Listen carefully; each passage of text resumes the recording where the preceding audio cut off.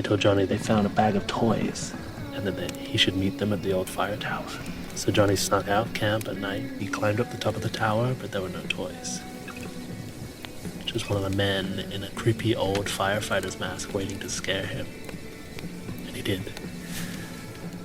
Johnny fell from the tower. His neck snapped as soon as it hit the ground.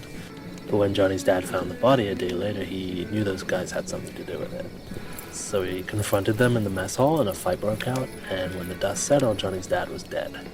Well, that happened a week later. Wait, so what happened next? A couple of the execs from the company showed up to the camp, and every single person was dead.